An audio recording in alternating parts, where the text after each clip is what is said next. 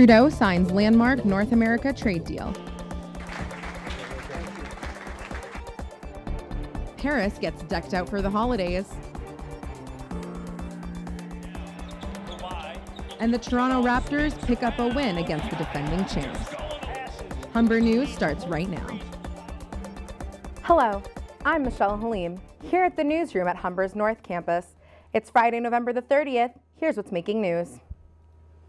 Canada has signed on to the new North America Trade Agreement. It happened at the G20 summit in Argentina. Prime Minister Trudeau joined President Trump and the Mexican president to sign the USMCA trade deal. At the signing, Trudeau said that even though the agreement has been okayed, more work needs to be done. As I said, the task isn't done. There is more hard work ahead to build resilient, strong economies that support families everywhere in Canada. The new agreement will replace the current NAFTA deal. However, it will have to be approved by legislators from the U.S., Canada, and Mexico before it can come into effect. The updated trade deal includes many of the same elements in the original NAFTA, but with a stronger focus on automobile production. Trudeau has pushed back on the U.S. tariffs on steel and aluminum. Trump has enforced stronger rules on cars made in the U.S. The PM acknowledges the heavy blow the auto industry workers have taken and promises to stand by them.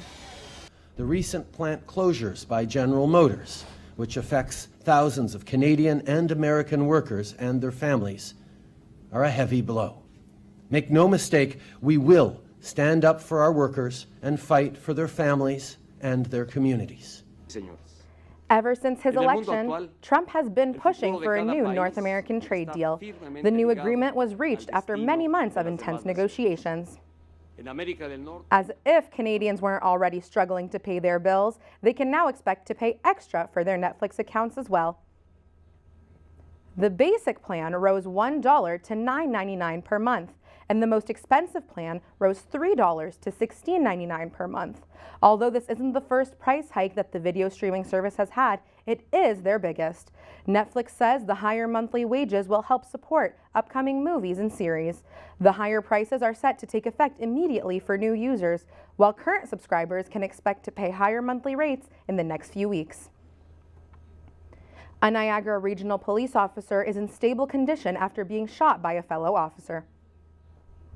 Several officers were investigating a collision that had happened in a rural area yesterday. 2 of them became involved in an altercation. The officer who was shot has served for 28 years and is assigned to uniform patrol.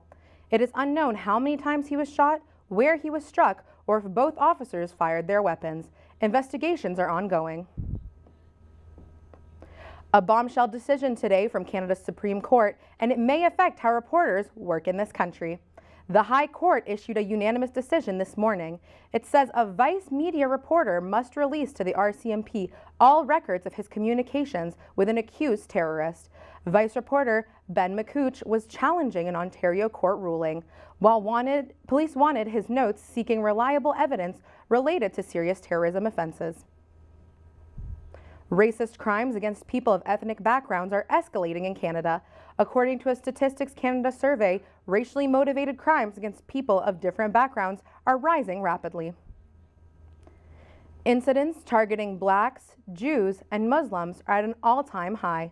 After years of minor increases, hate crimes against Black people rose sharply last year to 16% of all hate crimes in Canada for 2017.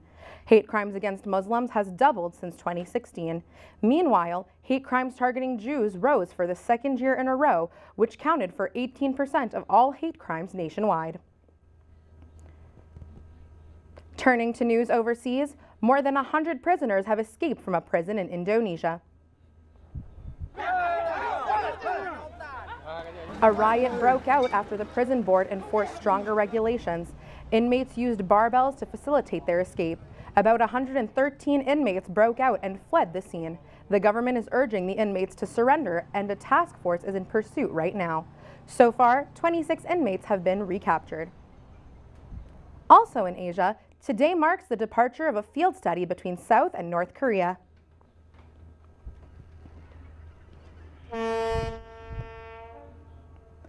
The two are going to relink railways that have been cut since the 1950 Korean conflict. These new developments are improving ties between the two sides that are technically still at war. This would be the first step in an agreement to reconnect rail and road links reached between the two. About 30 officials from each side are expected to take part in the 18-day study. It will include a 2,600-kilometer train trip. They will inspect two routes in North Korea that will ultimately be linked to the south. Boxer Floyd Mayweather has found himself in a losing fight alongside DJ Khaled after being charged for promoting cryptocurrency. Mayweather didn't disclose that he'd received $300,000 for promoting cryptocurrency, while Khaled withheld that he'd received $50,000 himself. U.S. Securities and Exchange Commission said the coins were subject to federal law. Both Khaled and Mayweather agreed to settle. It looks like they may both be needing the keys after this one. We're going to take a quick break. Still ahead, the latest in sports.